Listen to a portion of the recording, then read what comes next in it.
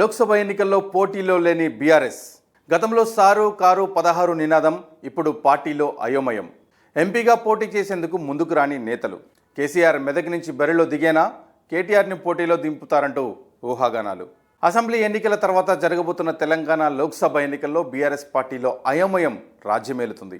లోక్సభ ఎన్నికల్లో ఎన్ని సీట్లు గెలవాలన్న దానిపై ఓవైపు బీజేపీ, మరోవైపు కాంగ్రెస్ పార్టీలు లెక్కలు వేసుకుంటుంటే బీఆర్ఎస్ పార్టీలో గందరగోళం నెలకొంది. అభ్యర్థుల్ని ఖరారు చేసుకునే ఎన్నికల్లో కొట్లాడాలన్న బీజేపీ, కాంగ్రెస్ పార్టీలు భావిస్తుంటే అసలు బీఆర్ఎస్ పార్టీ నుంచి ఎవరు ఎన్నికల్లో పోటీ చేస్తారన్న దానిపై మాత్రం క్లారిటీ రావడం లేదు. మరీ ముఖ్యంగా మెదక్, గ్రేటర్ హైదరాబాద్, కరీంనగర్లో పెద్ద ఎత్తున ఎమ్మెల్యేలు గెలిచినప్పటికీ బీఆర్ఎస్ పార్టీకి లోక్సభ ఎన్నికల్లో కొట్లాడేందుకు నేతలు వెనుకంజ వేస్తున్నారు. 2018 లోక్సభ ఎన్నికల్లో 17 స్థానాల్లో బీఆర్ఎస్ పార్టీ 9 స్థానాల్లో విజయం సాధించింది. పెద్దపల్లి నుంచి బూర్లకుంట వెంకటేష్, జహీరాబాద్ నుంచి బీబీ పాటిల్, మెదక్ నుంచి కొత్త ప్రభాకర్ రెడ్డి, చేవెళ్ల నుంచి రంజిత్ రెడ్డి, మహబూబ్నగర్ నుంచి మన్నె శ్రీనివాసరెడ్డి, నాగర్ కర్నూలు నుంచి బి రాములు, వరంగల్ నుంచి పసునూరి దయాకర్, మహబూబాద్ నుంచి మాలోతు కవిత, ఖమ్మం నుంచి నామా నాగేశ్వరరావు విజయం సాధించారు. అయితే ప్రస్తుతం వీరిలో కనీసం 4-5 టికెట్లు నిరాకరించే అవకాశం ఉన్నట్టుగా ప్రచారం జరుగుతుంది. పెద్దపల్లి నుంచి మరోసారి బాల్క సుమన్ బరిలో దిగుతారా అన్నది చూడాలి. ఇంకా జహీరాబాద్ నుంచి గత ఎన్నికల్లో పాటిల్ స్వల్ప ఓట్లతో విజయం సాధించారు. మెదక్ నుంచి విజయం సాధించిన కొత్త ప్రభాకర్ రెడ్డి దుబ్బాక ఎమ్మెల్యేగా విజయం సాధించారు. చేవెళ్ల నుంచి రంజిత్ రెడ్డి మరోసారి పోటీకి రంగం సిద్ధం చేసుకుంటుంటే మహబూబ్ నగర్ నుంచి మన్నె శ్రీనివాసరెడ్డి పోటీకి దూరంగా ఉంటానని పార్టీకి చెప్పేశారని టాక్. ఇక నాగర్ కర్నూలు నుంచి విజయం సాధించిన రాములు, వరంగల్ నుంచి గెలిచిన దయాకర్, మహబూబాద్ నుంచి గెలిచిన కవితకు టికెట్లు ఇస్తారా ఇవ్వరా అన్న అనుమానం ఉంది. ఇక ఖమ్మం నుంచి గత ఎన్నికల్లో అనూహ్యంగా విజయం సాధించిన నామా నాగేశ్వరరావు ఈసారి పోటీ చేయడం అనుమానమేనంటున్నారు పార్టీ నేతలు.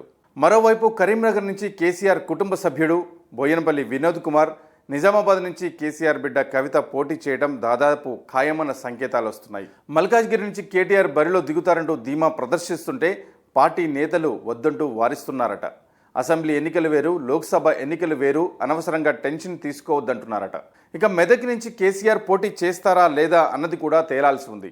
అసెంబ్లీలో సీఎం రేవంత్ రెడ్డిని ఢీకొట్టడం కేటీఆర్ వల్ల అవుతుందా, లేదంటే లోక్సభకు కేటీఆర్ని పంపాలా అన్నదానిపై కేసీఆర్ తర్జన భర్జన పడుతున్నారట. లోక్సభలో బీఆర్ఎస్ సర్కారు వచ్చుంటే ఖచ్చితంగా లోక్సభకు కేసీఆర్, హరీష్ ఇద్దరు పోటీ చేస్తారన్న ప్రచారం కూడా సాగింది. అయితే ఫలితాలు రివర్స్ కావడంతో ఇప్పుడు కేటీఆర్ను లోక్సభకు పంపిస్తే జాతీయ స్థాయిలో పార్టీకి ప్రచారం లభిస్తుందన్న భావనలు కూడా బీఆర్ఎస్ వర్గాలున్నాయట. అందుకే సేఫ్ సీట్ మెదక్ నుంచి కేటీఆర్ని బరిలో దింపే అవకాశం కూడా లేకపోలేదంటున్నారు. కేసీఆర్ లోక్సభకు పోటీ చేయడం పైన పార్టీ వర్గాలు సస్పెన్స్ కొనసాగిస్తున్నాయి.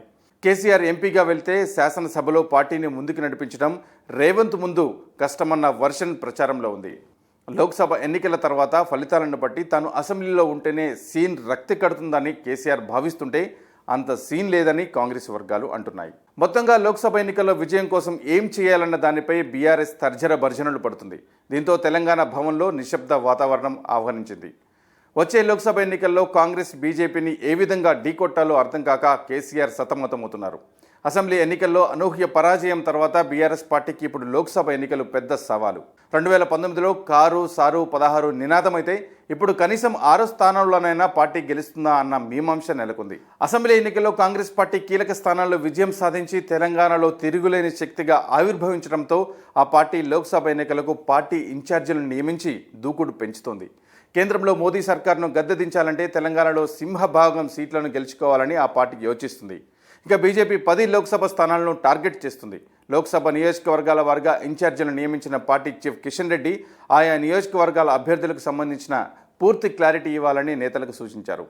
ఓవైపు కాంగ్రెస్, మరోవైపు బీజేపీ వ్యూహాత్మకంగా అడుగులు వేస్తుంటే బీఆర్ఎస్ పార్టీ మాత్రం ఎలా ముందడుగు వేయాలన్న దానిపై గందరగోళంలో కూరుకుపోయింది. కొందరు నేతలకు బీఆర్ఎస్ పార్టీ టికెట్ నిరాకరిస్తే వారంతా కాంగ్రెస్ లేదంటే బీజేపీలో చేరి పార్టీని ఓడించేందుకు ప్రయత్నించవచ్చు అని కేసీఆర్ ఆందోళన చెందుతున్నట్టు తెలుస్తుంది.